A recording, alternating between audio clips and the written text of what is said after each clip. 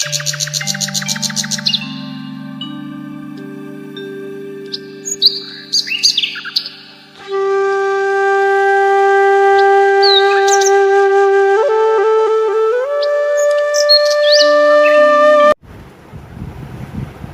ঘড়িতে এখন 8:45 বাজে। গুড মর্নিং বন্ধুরা, আশা করি সবাই একদম ভালো আছেন, সুস্থ আছেন। আমার পরিবার সবাই ভালো আছে। এখন থেকে একটা নতুন ব্লগ শুরু করলাম। চলে এসেছি, বসে গেছি টেবিলে, এই যে চেয়ারে বসে গেছি সবজি কাটতে। আমি মানে উঁচু তো ছাড়া সবজি কাটতে পারি না, নিচে একদম বসতে পারি না, বসে সবজিও কাটতে পারি। যা করি টেবিলের মধ্যেই সব সবজি ঢেলে গুছিয়ে নিই। তো চলছে, করবো রান্না বান্না। ভাত আর মোচা বসিয়ে দিয়েছি, মাছ পড়ে আছে, সবজি পড়েছে, এগুলোই পড়ে আছে। তো মেয়ে জামাই গেছে ভাইজি বাড়িতে কালকে, তো ওরা আসবে, তাড়াতাড়ি করে রান্নাবান্না করছি। আসুক, কী কী টিফিন খাবে সেরকম ব্যবস্থা করব।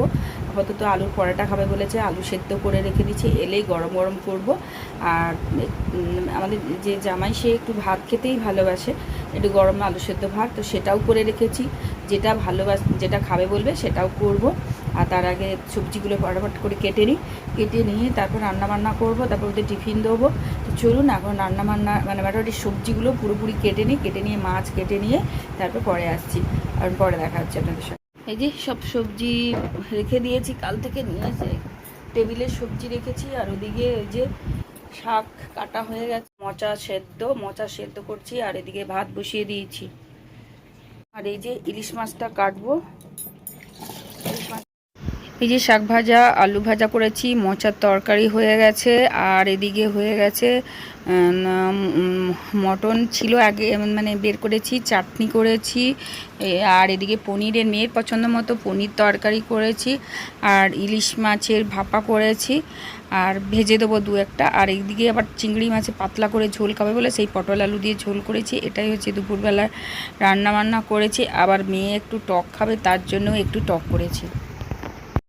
ওদের খাওয়া দাওয়া হয়ে গেছে। 2:30টায় ট্রেন। ওই তো মেয়ে জামাই বেরিয়ে যাচ্ছে, টোটোকে দেখেছি ঘরের সামনেই টোটো চলে এসছে, তো চলে যাচ্ছে।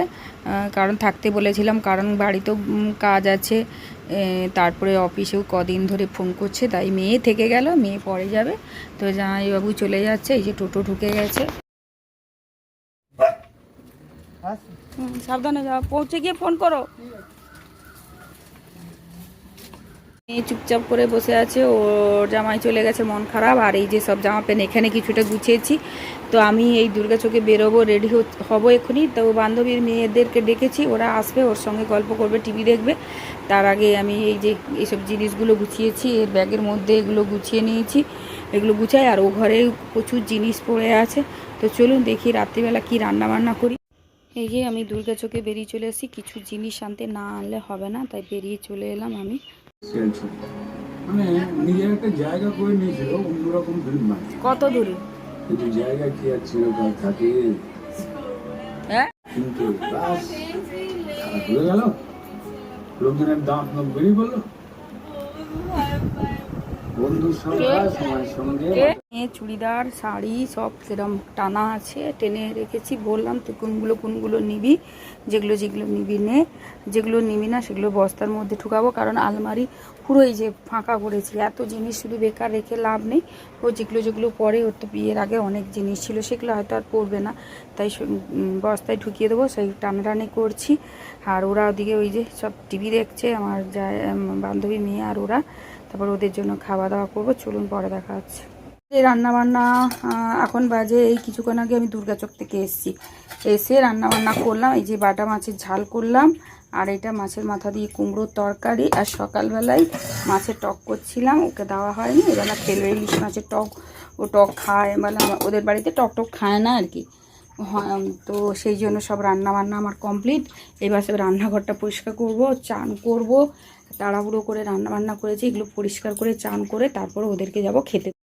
চান করার আগে এই যে শোকেস পুরো গুছিয়ে নিলাম, এবার চান করব, তারপরে দেখা হচ্ছে আপনাদের সঙ্গে।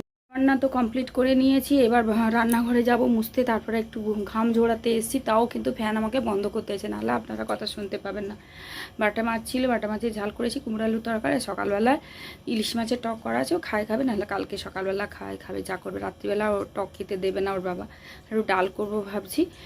তো এই তো ঘরে সব বাজারগুলো সে নিয়ে এসেছিলাম দুর্গাচক থেকে, যেখানে দেওয়ার সেখানে দিয়ে এসে শোকেসটা পুরো গুছালাম, গুছিয়ে দিয়ে এসে জিনিসপত্র সব যেখানে ছড়া চিত্তন হয়েছিল গুছিয়েছি, গুছিয়ে দিয়ে এই মাত্র এসে বসলাম। তো মেয়েকে বলছি যা তোরা টিভি দেখ, ওরা শুয়ে শুয়ে সব টিভি দেখছে, আমিও খাবার বাড়বো। তো মেয়ে জামাই ছিল কতদিন, বেশ ভালো লাগছিল, ওর মন খারাপ। আর কি করতে হবে, কাজ করলে তো যেতেই হবে। তবে বাড়িতে আজকে শনিবার মানে শনিবার আজকে বাজার টাজার করবে, কালকে আবার আর একটু রেস্ট নিয়ে আবার ভোরবেলা কাজে বেরিয়ে যাবে। ও বেশি দিন থাকবে না, শুক্রবার থাকবে, ও তো থাকে না, আর অনেকটা দূর আছে বলে বেশ আমারও ভালো লাগছে। ওকে বলছি চল বেরোবো ঘুরতে, মোটেই যাচ্ছে না।